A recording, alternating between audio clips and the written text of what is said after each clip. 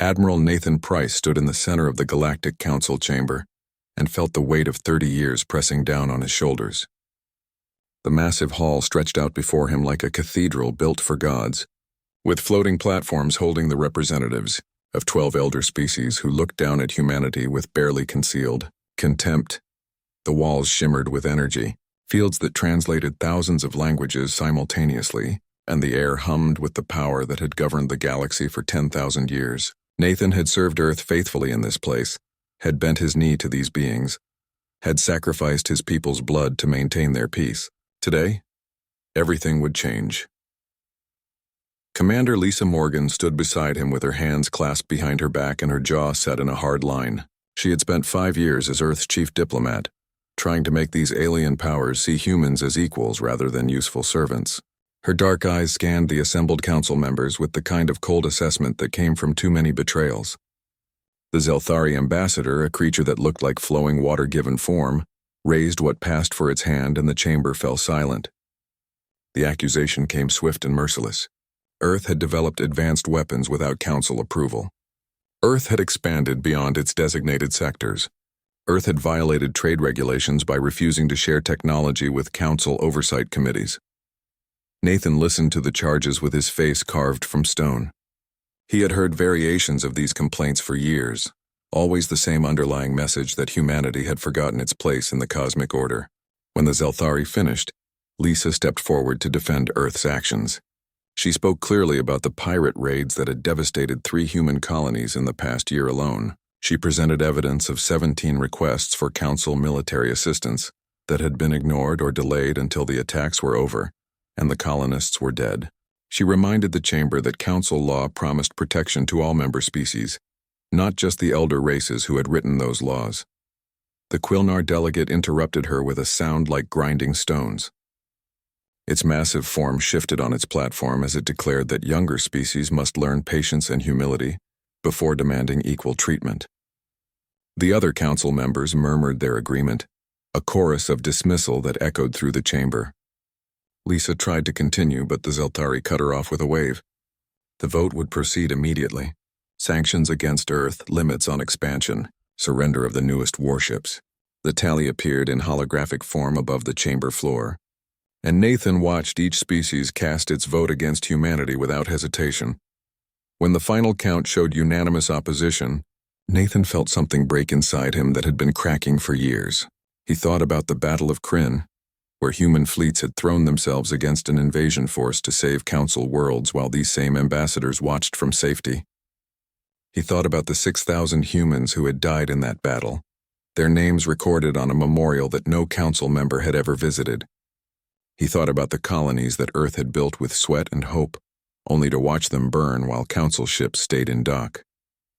The anger rose in him like a tide, but when he spoke, his voice was calm and measured. Nathan walked to the center of the chamber floor where Earth's sigil had been embedded in the crystalline surface for 3 decades. He bent down and placed his hand on the symbol, feeling the cool material beneath his palm. With a sharp twist, the sigil came free. He held it up for all the council to see. The blue and green representation of Earth that had once meant humanity belonged to something greater. The chamber fell silent as every being present realized what was about to happen. Nathan spoke 5 words that would echo across the galaxy. Earth withdraws from the council. The declaration hung in the air like a physical thing. Lisa stepped forward and added that all human personnel, ships and assets would evacuate council space immediately. All treaties were void. All agreements were terminated. Earth would take responsibility for its own defense, its own trade, its own future. The Quilnar ambassador laughed, a sound like mountains crumbling.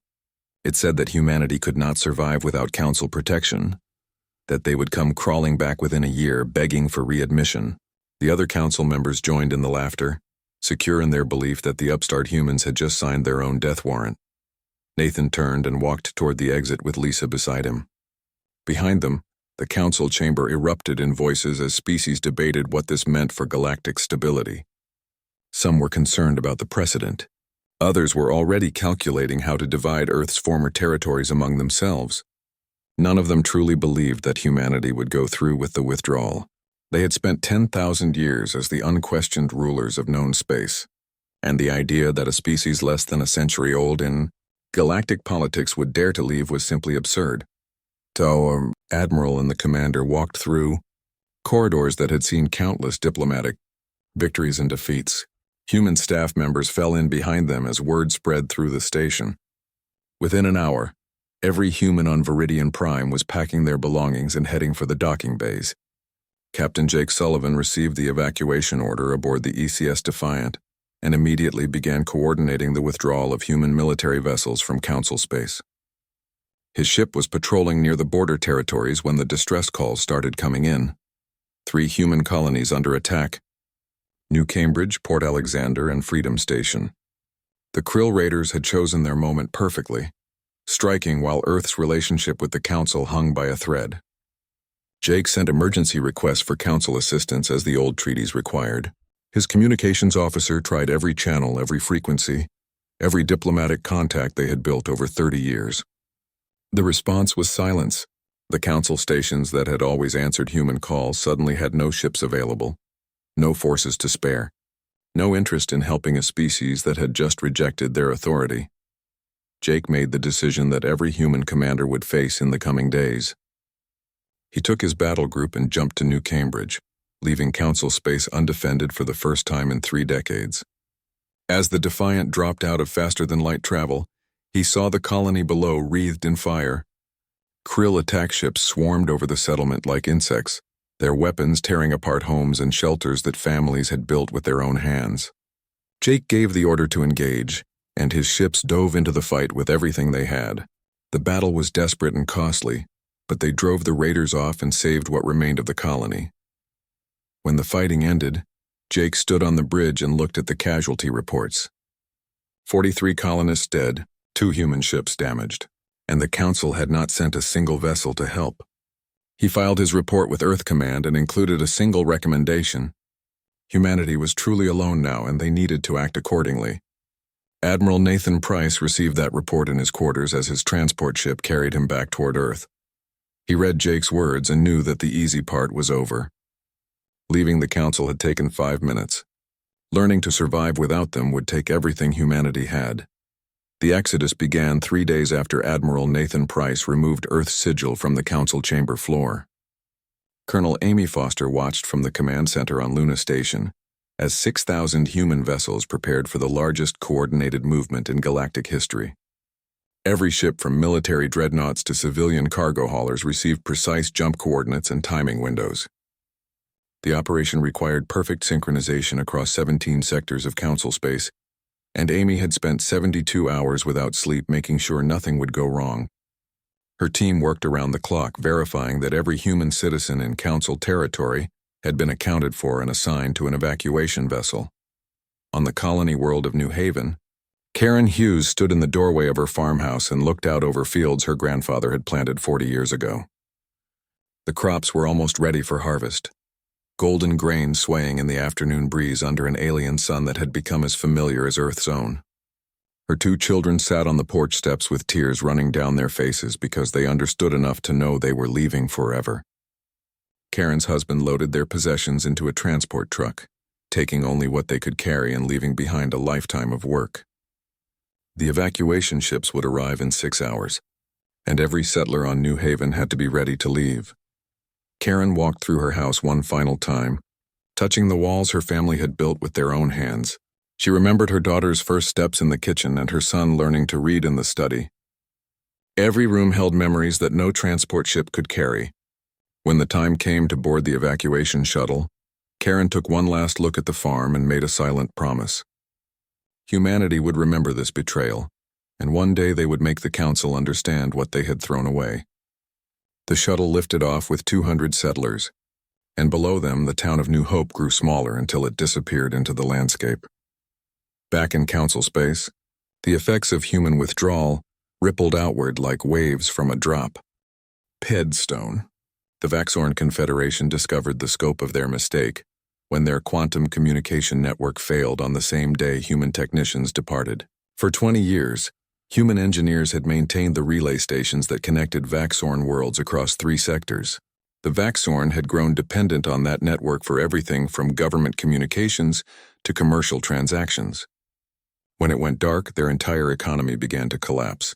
Ambassador Kelrath sent urgent messages to Earth Command begging for the technicians to return, offering triple their previous salaries and formal apologies for past slights. Captain Helen Stone received those messages aboard the transport ship carrying the last human engineers out of Vaxorn space. She read Kelrath's increasingly desperate pleas and felt nothing but cold satisfaction. Her sister had died on New Cambridge during a krill raid while Council ship sat in dock less than a day's travel away. Helen recorded a brief response to the Vaxorn ambassador. Earth no longer recognized Council authority or Council agreements. Humanity owed the Vaxorn nothing. The technicians would not be returning. She sent the message and deleted every subsequent communication from Kelrath without reading it. The medical crisis hit the Council even harder than the communication failures. Human researchers had developed cures for 3 major plagues that affected multiple Council species over the past decade. Those cures required ongoing production of specialized medicines that only human facilities could manufacture. When the human medical teams evacuated, they took their equipment and their knowledge with them. Within 2 weeks, plague outbreaks began appearing on Council worlds that had been disease-free for years. The Zelthari lost 10,000 citizens to a resurgence of crystal rot. The Quilnar watched helplessly as spore sickness spread through their colony worlds. The security situation deteriorated even faster than public health. Human warships had patrolled border zones and trade routes throughout Council space, providing a deterrent against piracy and aggression that the elder species had taken for granted. The Krill Dominion had been contained for decades by a combination of Council treaties and human military presence. Warlord Thraken the Merciless had watched human ships carefully, respecting their efficiency and firepower even as he plotted expansion. When those ships disappeared from the border zones, Thraken saw opportunity written in the empty space they left behind. The Krill invasion began with surgical strikes on 3 lightly defended Council worlds. Thraken's forces overwhelmed the local garrisons in days, and the Council's response revealed how much they had relied on human military support. The elder species had grown comfortable letting humanity handle the dangerous work of actual combat. Their own fleets were impressive in parades but unprepared for real war. The Council military command tried to organize a counteroffensive and discovered that their forces could not coordinate effectively without the tactical networks human officers had designed and maintained. On Earth, President Charles Bennett addressed humanity from the rebuilt United Nations complex in Geneva. The speech was broadcast to every human world and ship, reaching from Mars to the furthest colonies on the edge of explored space. Bennett spoke without notes, his words carrying the weight of a species that had been pushed too far. He declared that Earth would adopt a new policy built on isolation and self-reliance. Humanity would defend its own borders and forge its own path. They would never again bow to species that saw them as servants rather than equals. The speech resonated across all human worlds, igniting a fierce determination that burned through every settlement and station. Dr. Linda Ross stood beside President Bennett during that address, and when he finished speaking, she unveiled Project Exodus. The massive initiative would advance human technology in every field, without the restrictions that Council oversight had imposed. For 30 years, humanity had operated under technology-sharing agreements that required Earth to submit all innovations to Council review boards. Those boards had consistently blocked or delayed human advances that might threaten the technological superiority of elder species. Now those restrictions were gone and human ingenuity could finally operate without chains. The research began immediately, across dozens of facilities on Earth and Luna. Scientists who had spent careers working within narrow parameters suddenly found themselves free to explore radical concepts. Engineers who had been forced to use approved methods could now experiment with new approaches. The pace of innovation exploded as humanity poured resources into advancement. Military research received the largest funding, with new weapon systems and defensive technologies moving from concept to prototype in weeks rather than years. Admiral Nathan Price oversaw the military transformation from Earth Command headquarters. He coordinated with Colonel Amy Foster on the strategic positioning of returning human fleets. Every ship was assigned to patrol routes within Earth's territory, creating a defensive network that would make any invasion attempt costly beyond calculation. Nathan studied reports from Captain Jake Sullivan about the krill tactics used at New Cambridge and incorporated those lessons into new training programs. Human forces drilled constantly, preparing for the threats that would inevitably come. The Council emergency session 3 months after Earth's withdrawal descended into chaos that would have been unthinkable before.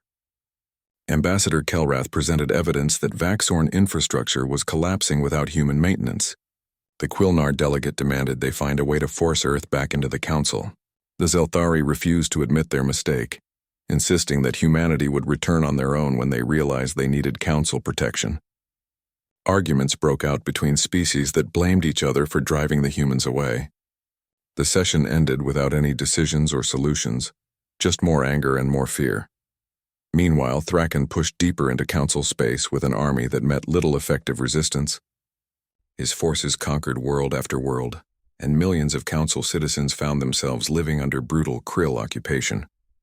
The warlord sent messages to the Council demanding they surrender entire sectors or watch more worlds burn.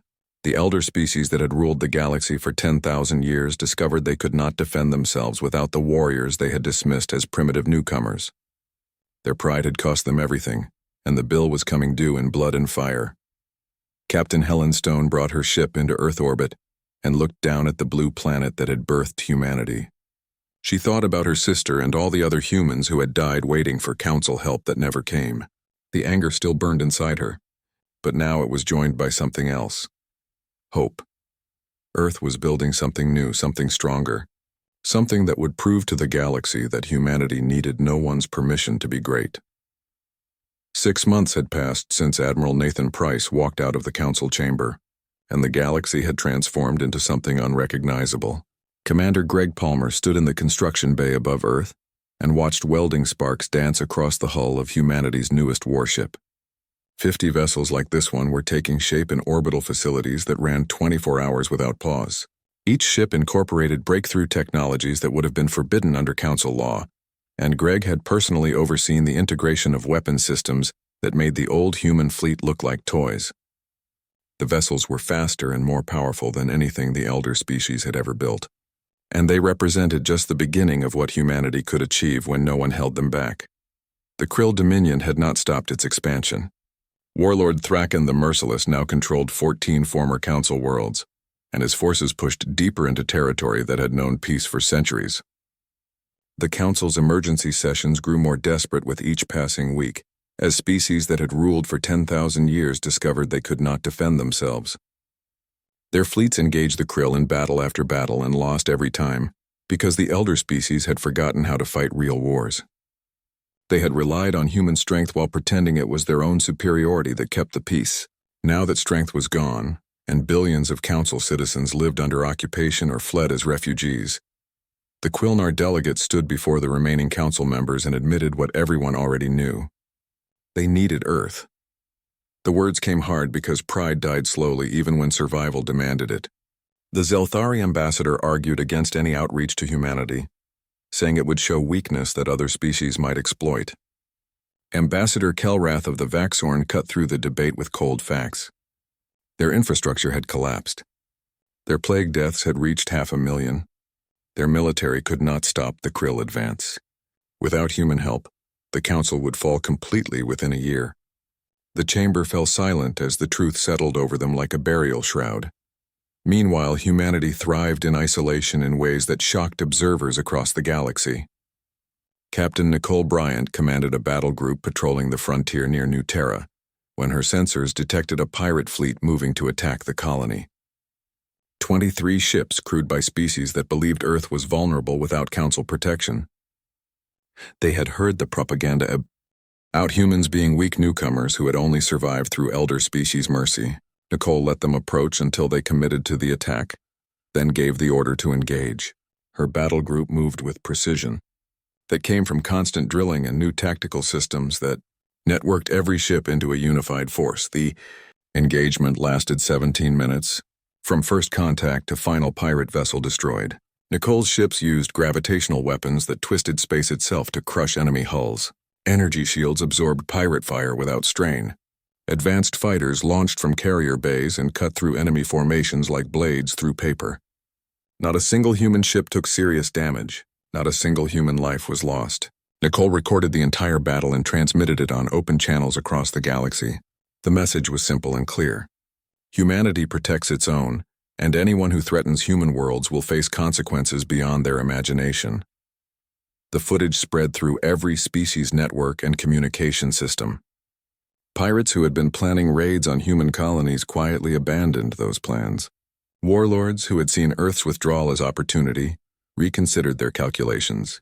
Even the Krill studied the battle recordings with new respect for human capability. Captain Jake Sullivan watched the recordings from his posting at New Cambridge and felt grim satisfaction. The colony had been rebuilt stronger than before, and now the galaxy understood that attacking human settlements was suicide. The Council could delay no longer. Ambassador Kelrath volunteered to lead a delegation to Earth because the Vaxorn had lost the most and needed human help most desperately. The Quilner and Zelthari sent representatives as well, though their pride made every step toward Earth feel like walking to an execution.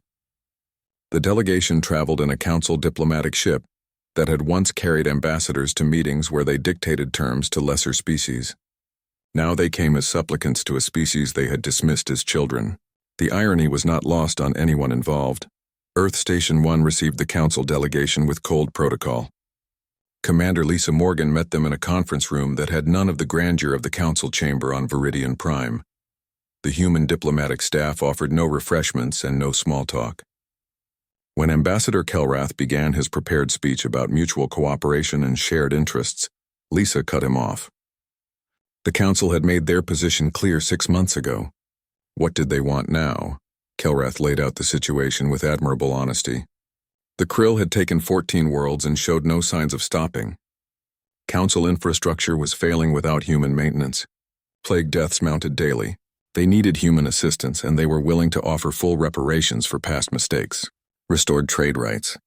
Technology sharing agreements that favored Earth. A formal apology delivered before the entire Council assembly. Even full Council membership with veto power over any decision that affected humanity. The Vaxorn ambassador's voice shook as he listed concessions that would have been unthinkable 7 months ago. Lisa listened without expression until Kelrath finished. Then she stood and left the room. The Council delegation sat in confused silence for 20 minutes before Admiral Nathan Price and President Charles Bennett entered. Nathan carried himself with the bearing of a man who had sacrificed everything for people who never valued that sacrifice. Bennett's face showed no anger, just the cold assessment of a leader who had learned that some betrayals could never be forgiven. The President spoke first, and his words carried the weight of humanity's collective judgment. Earth would not return to the Council. Humanity would not send its ships to die defending species that had laughed at their pain. Human blood was not cheap, and it would not be spent protecting elder species who had proven they saw humans as disposable tools. Bennett outlined Earth's position with brutal clarity. Human borders were secure. Human colonies were defended. Human citizens were safe. That was all that mattered.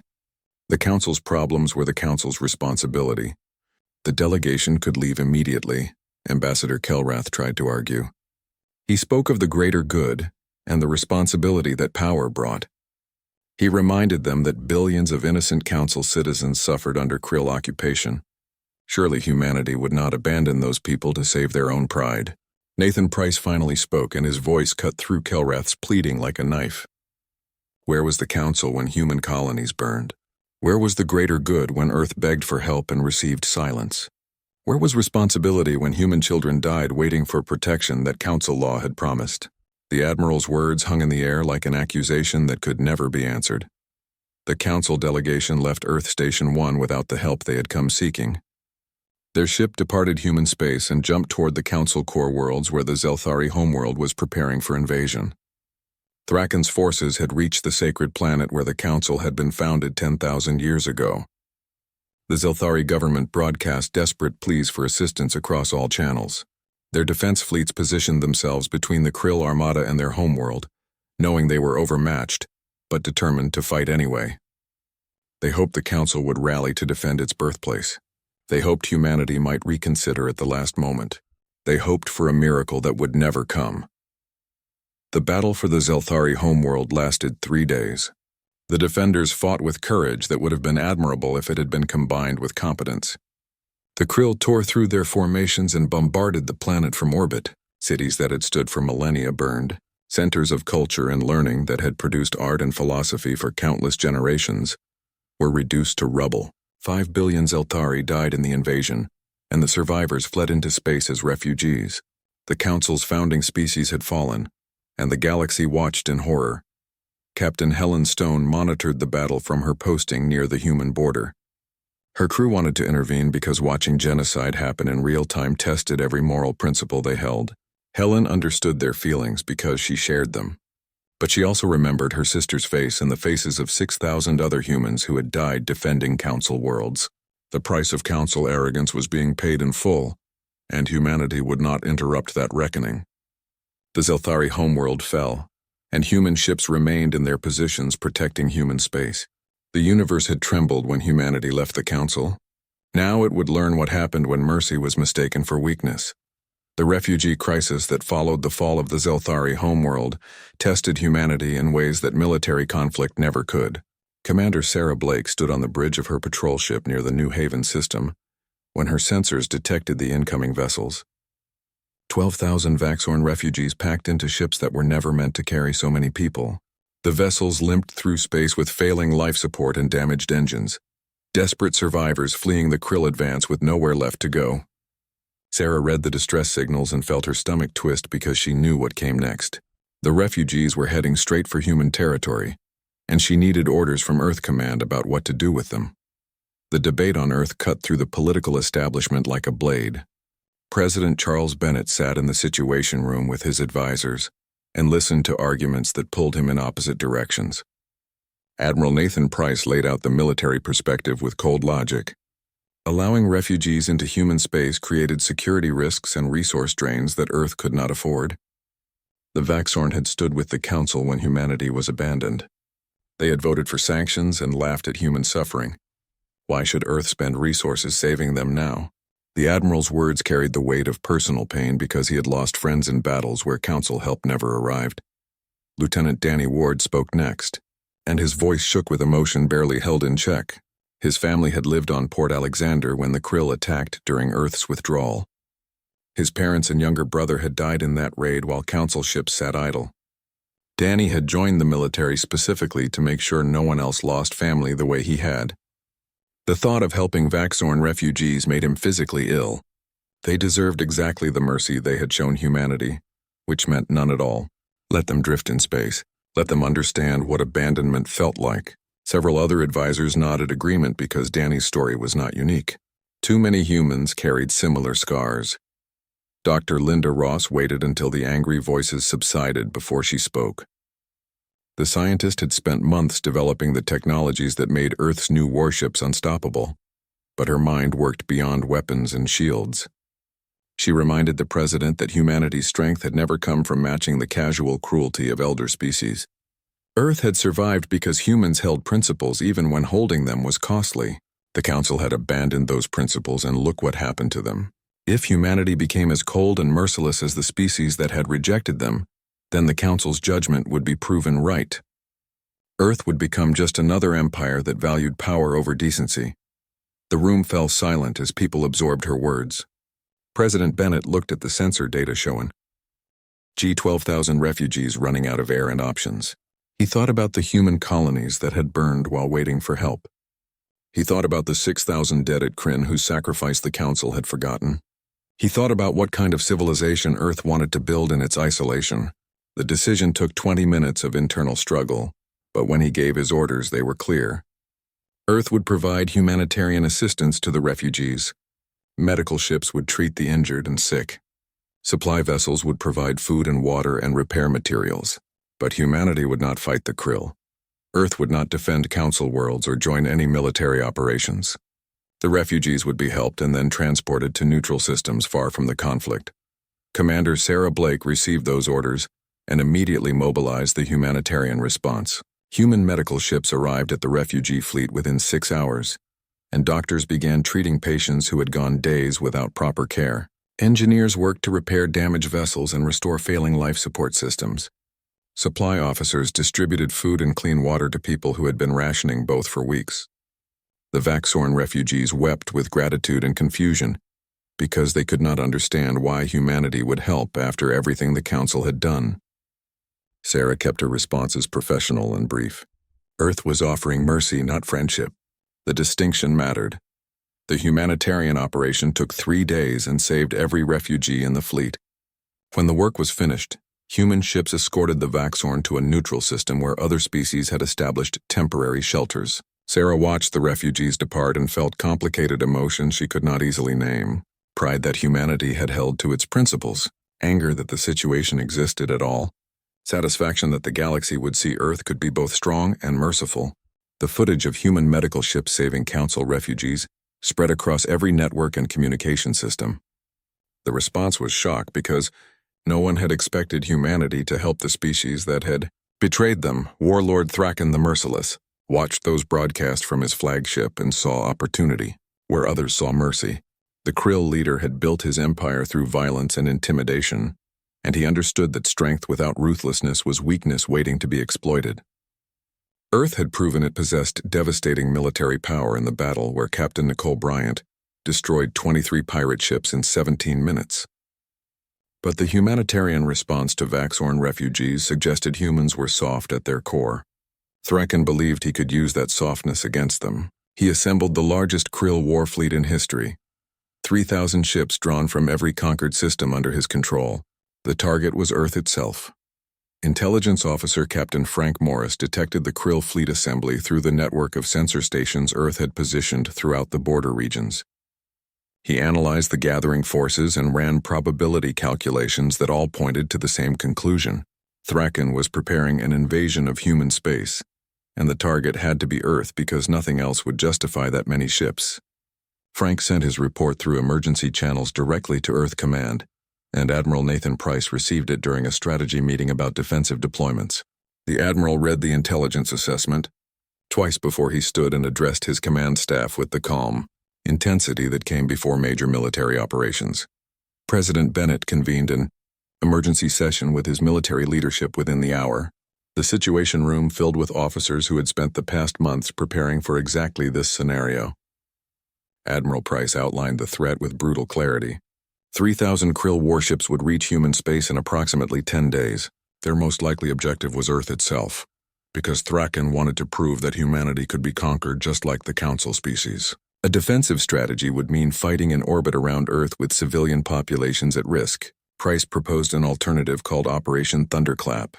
Instead of waiting for the Krill to reach human territory, Earth's fleet would intercept them at the edge of Council space in the ruins of the Zelthari system.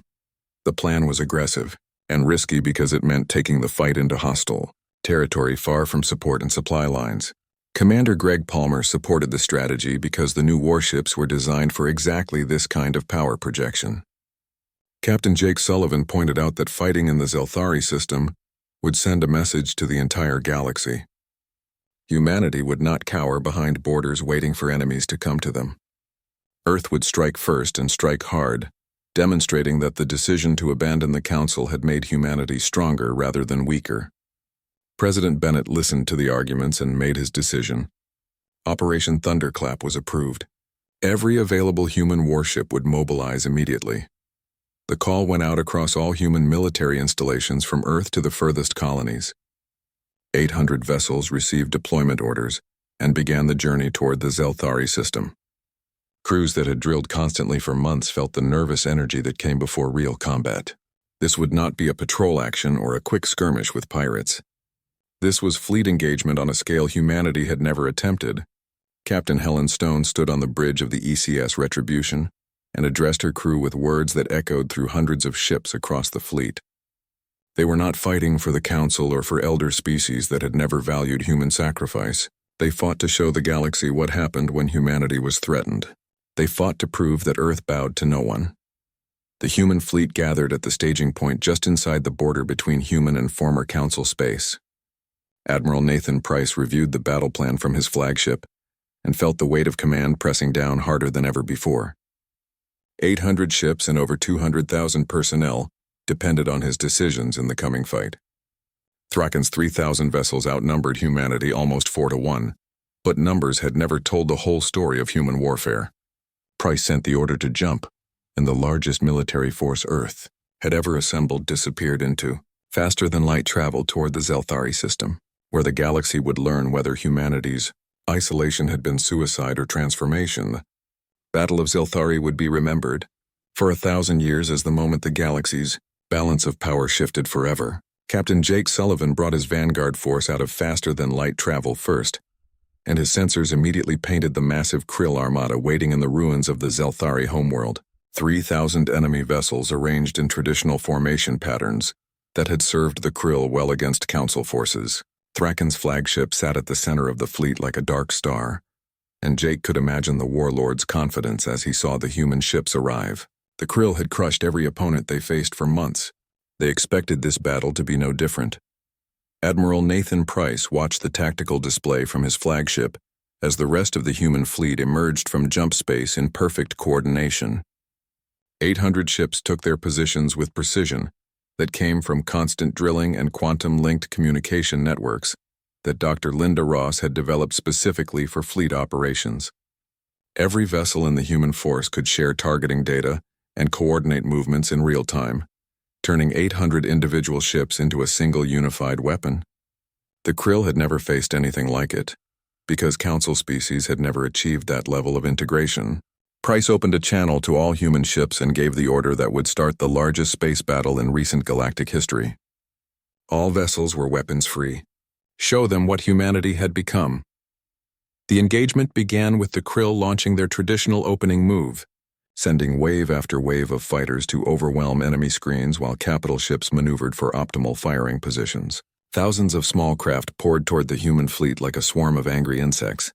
Lieutenant Amy Chen led her fighter squadron to intercept, and within seconds the nature of this battle became clear to everyone watching.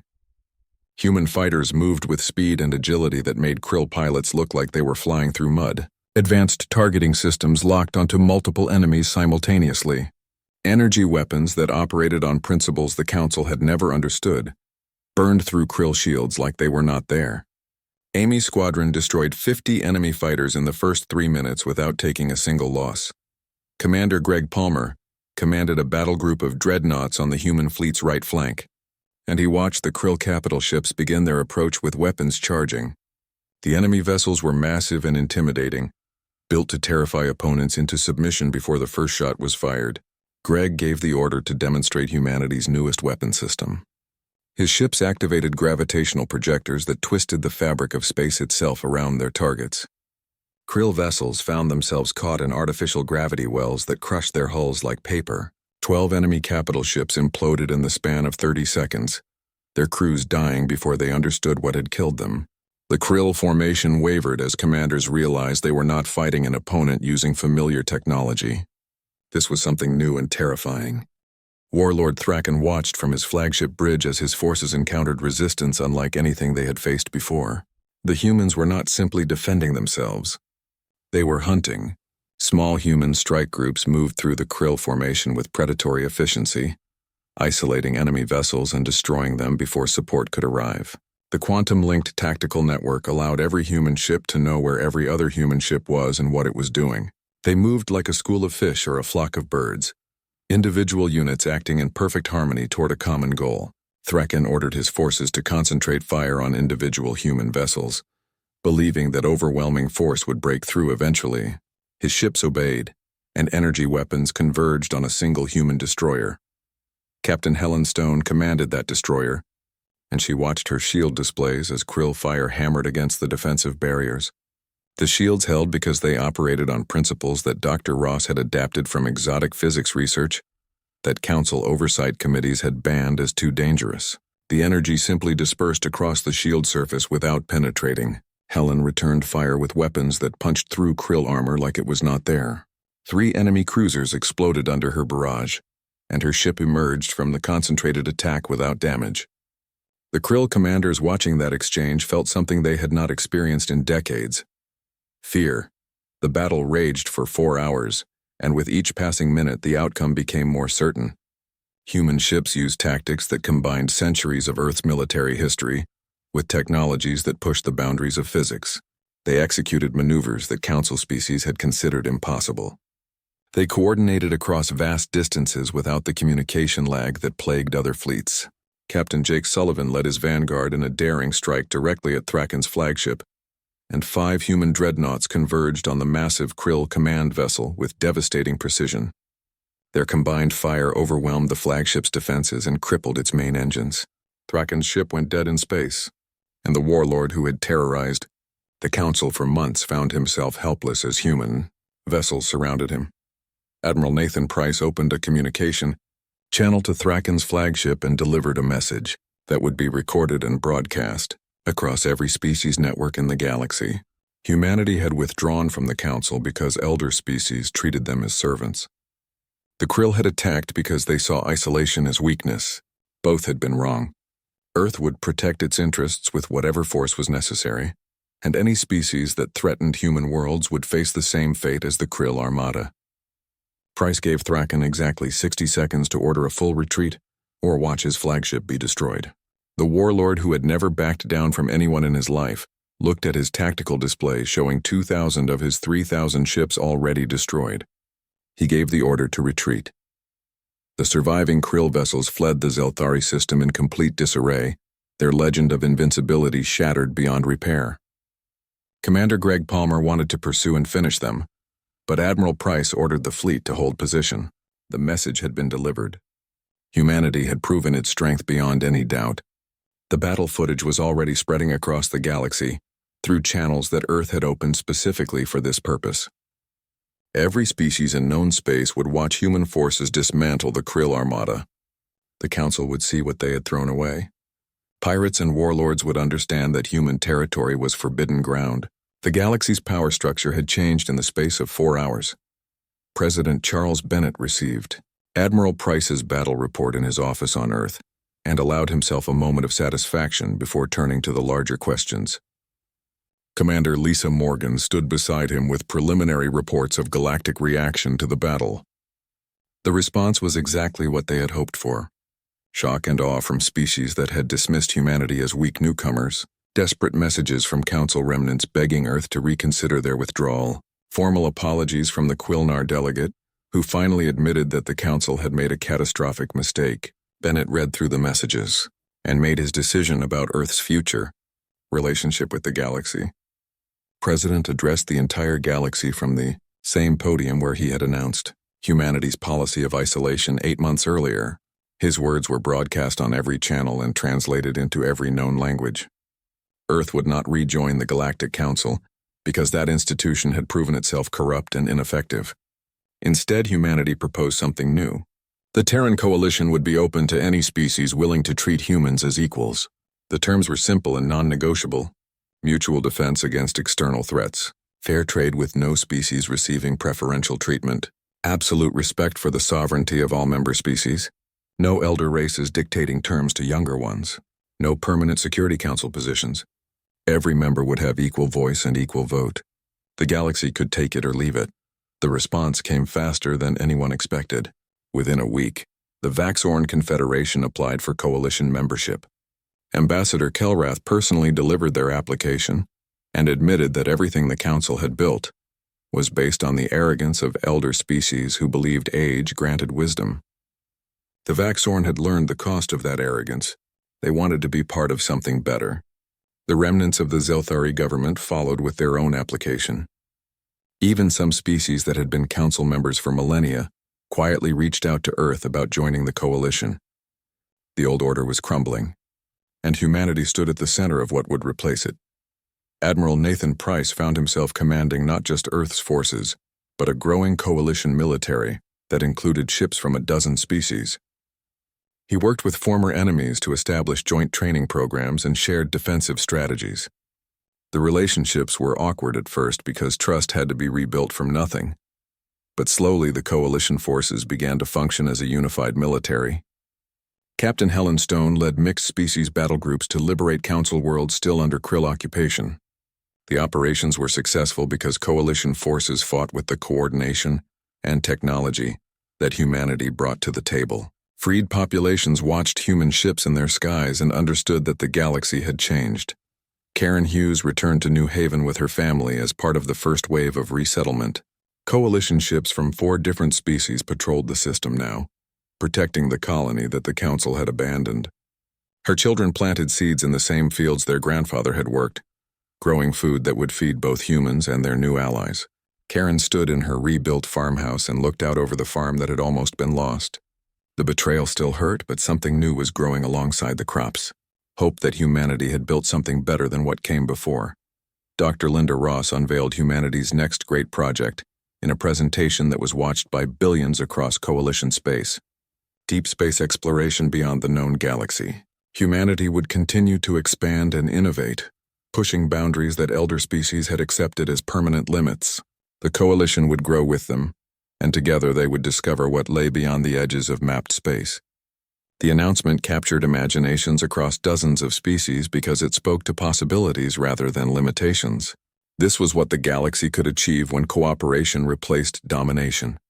The final image that defined the new era came from Viridian Prime, where the old council chamber sat abandoned and dark. Outside its windows, Coalition ships passed in formations that mixed human vessels with ships from former council species. They flew together under a new banner that showed Earth's blue and green alongside the symbols of their allies. The chamber where humanity had been dismissed now stood as a monument to the cost of arrogance. The universe had trembled when humans left, and now it would transform under their leadership into something no one had imagined possible.